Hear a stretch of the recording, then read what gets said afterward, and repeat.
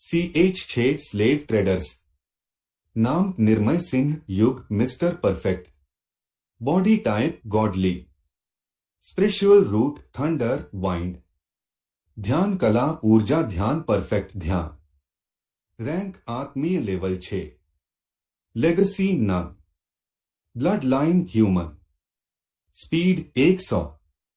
Strength 250। Intelligence 80। Dexterity 24। Weapon intent तलवार। Talent scan talent copy. Inventory energy circle. Shop unlocked. Point 10। ये क्या है? Body type godly, weapon intent और ये talent copy, इतनी सारी चीजें एक साथ। लेकिन सबसे पहले मुझे ये बॉडी टाइप के बारे में बताओ और फिर टैलेंट कॉपी के बारे में। होस्ट, ये सभी आपको सिस्टम के रूप में गिफ्ट में मिली है। ये सभी चीजें आपके काम आएंगी। सबसे पहले बॉडी टाइप, ये 1000 लोगों में से किसी एक के पास होता है। सभी बॉडी टाइप अलग अलग होते हैं, जैसे कि बर्फीली, जहरीली, राजाओं की और संतों की। इन सभी का कोई न कोई रैंक होता है। सबसे ऊपर संतों की बॉडी टाइप होती है, लेकिन ये सब इस दुनिया के लोगों का मानना है। सबसे ऊपर गॉडली ही होती है। इस टाइप से किसी आदमी के पास गॉड लेवल तक पहुंचने की शक्ति होती है। उसके बाद वेपन इंटेंट, ये एक तरह से ऊर्जा के जैसी ही होती है। सबसे पहले ऊर्जा, फिर आभा, फिर प्रकृति और सबसे अंत में सम्राट लेवल होती है। मतलब कि शरीर की शक्ति के साथ साथ हथियारों की भी शक्तियों का लेवल होता है। और टैलेंट हर इंसान में कुछ न कुछ होता ही है, जैसे कि किसी में लोहारी का, किसी में युद्ध करने का, किसी में सुनार का, किसी में विज्ञान का, किसी को राजनीति करने का, इसी तरह और कई सारे टैलेंट होते हैं। आप इनमें से किसी भी टैलेंट को स्कैन करके आसानी से अपना टैलेंट बना सकते हैं। इतनी सारी चीजों को सुनकर युग को अब सिस्टम की शक्तियों का थोड़ा बहुत ही अनुभव हो रहा था कि ये सिस्टम कुछ ज्यादा ही शक्तिशाली है। और युग को ये भी समझ आ गया था कि उसे हर किसी से सिस्टम की जानकारी को छिपा कर रखना था, क्योंकि अगर किसी के पास ज्यादा ताकतवर चीज हो तो वो भी उस आदमी के लिए मौत की ही घंटी होती है। युग ने फिर शॉप देखने की सोची। उसने मन में ही शॉप ओपन करने के बारे में सोचा और शॉप खुल गई, जिसमें बहुत कुछ था। सबसे ऊपर में 3 कॉलम बने हुए थे। सबसे पहले वाले में तकनीक लिखी थी, दूसरी में हथियार और सबसे अंत में दवाइयां लिखी थी। युग अच्छे से सब कुछ देखने लगा। सबसे पहले उसने तकनीक को देखा। एक अवचेतन ध्यान कला 2 पॉइंट्स, 2 भृगु तलवार तकनीक 3 पॉइंट, 3 वाइंड पंच तकनीक 2 पॉइंट, 4 इलेक्ट्रिक मूवमेंट तकनीक 3 पॉइंट। ऐसे ही बहुत सारी तकनीकें उसमें थी। फिर उसने हथियार वाले कॉलम को देखा तो उसमें कई हथियारें थी, जैसे कि तलवारें, सेबर और कुल्हाड़ी। हर किसी के आगे 5 पॉइंट ही थी। ये सभी चीजें ज्यादा शक्तिशाली नहीं दिख रही थी और नीचे जाने पर अच्छी किस्म की चीजें थी जो कि लॉक्ड थी। सबसे अंतिम में गोलियां थी, जिसमें कई गोलियां था, जैसे कि ऊर्जा गोली, जहरकाट गोली, रूप परिवर्तन गोली और ऐसी ही कई गोलियां, जिसमें से सबसे ज्यादा ध्यान युग का इनविजिबल गोली ने खींचा, जो कि 3 पॉइंट की थी। युग ने उस पर क्लिक किया तो गोली की जानकारी उसके सामने आ गई। इनविजिबल गोली।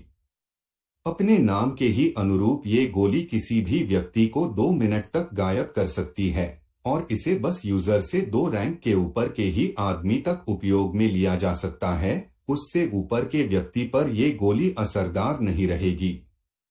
इस गोली का उपयोग एक दिन में बस एक ही बार किया जा सकता है।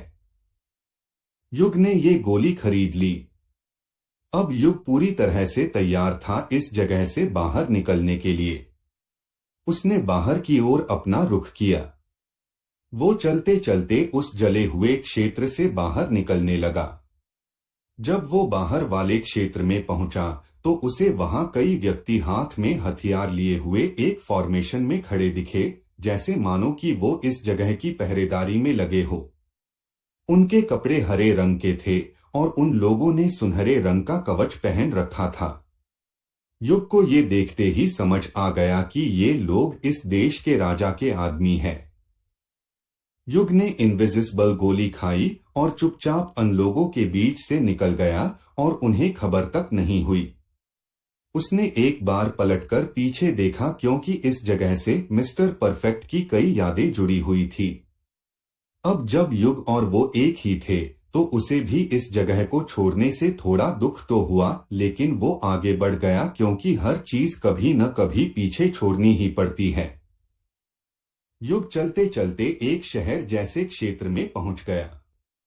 उसे यहाँ बहुत सी जानकारी इकट्ठी करनी थी और उसे अपना पहला छात्र भी ढूंढना था। युग एक सराय में पहुंच गया। वहां उसने अपने लिए एक कमरा बुक किया और उसी सराय के होटल में खाने के लिए रुक गया। उसे यहाँ खाते खाते ही बहुत सी बातें भी पता चली, जैसे कि विधु आश्रम को किसी दानवीय बिजली ने बर्बाद कर दिया और उस आश्रम के सभी गुरु और छात्र मौके पर ही मारे गए और वो क्षेत्र अब एक प्रतिबंधित क्षेत्र बन चुका है।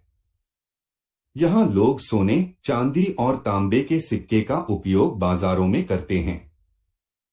यहाँ का राजा बेहद दयालु किस्म का है और सभी प्रजा उसकी बहुत इज्जत करती है। इस देश का सबसे शक्तिशाली व्यक्ति राजा की पिता है, जो कि 9 स्टार का योद्धा है। युग वैसे भी उससे कई गुना ज्यादा शक्तिशाली है। ये देश एक छोटा सा देश है जो चारों ओर से रेगिस्तानी मिट्टी से घिरा हुआ है। यहाँ व्यापार का साधन भी कुछ खास नहीं है। युग खाना खाते हुए लोगों को स्कैन भी करता जा रहा था और उसे एक आदमी दिखा जो कि एक स्लेव ट्रेडर था। इस देश में वैसे तो स्लेव ट्रेडिंग पर पाबंदी लगी थी, लेकिन लोग छुपकर ये काम करते थे। ये लोग किसी गरीब, अनाथ या बेसहारा लोगों को पकड़कर अमीर लोगों को नौकर के रूप में बेच देते हैं। वो आदमी उठकर सराय से जाने लगा तो युग भी उसके पीछे हो लिया। युग की ताकत इतनी ज्यादा थी कि कोई भी उसे महसूस तक नहीं कर सकता था। वो व्यक्ति चलते चलते एक पुराने से दिखते हुए झोपड़ी में घुस गया को कि शहर से ही थोड़ी दूरी पर था। युग भी चुपचाप उसके पीछे चल रहा था। युग जब झोपड़ी के अंदर गया तो उसे जमीन पर कुछ घास के ढेर मिले, जिसे युग ने पाँव से हटाया तो वहां एक दरवाजा था। युग दरवाजा खोलकर उसमें चला गया तो उसे दर्दनाक चीखें अलग अलग लोगों की सुनाई देने लगी। अब युग का दिमाग खराब हो रहा था। उसे वो आदमी दूर कुर्सी पर बैठे दिख गया तो युग सीधे उसी के पास पहुंच गया। वो आदमी अचानक से किसी को अपने पास भूत की तरह देखकर एकदम से चौंक गया। वो आदमी थोड़ी देर में ही अपने आप को सही करके युग को गौर से देखा। जब उसने देखा कि ये कोई 15 से 16 वर्ष का बच्चा है तो वो जोर से पूछा, "ए बच्चे, कौन हो तुम? और तुम यहाँ तक कैसे पहुँच गए?" युग ने कुछ नहीं कहा और सीधा एक थप्पड़ उस आदमी के गाल पर जड़ दिया। थप्पड़ की आवाज इतनी जोरदार थी कि वो आवाज एकदम से कमरे में गूंज गई, जिससे कि आसपास के सभी व्यक्ति उसी ओर देखने लगे। जब उन्होंने देखा कि किसी बच्चे ने उनके लीडर को थप्पड़ जड़ दिया है तो वो सभी कामों को छोड़कर उसके पास चले आए। क्या करने वाला है युग उनके साथ? क्या युग उन स्लेव को बचा पाएगा? तो आपको क्या लगता है इस कहानी में आगे क्या होगा? कृपया अगले एपिसोड के लिए चैनल को लाइक और सब्सक्राइब करें।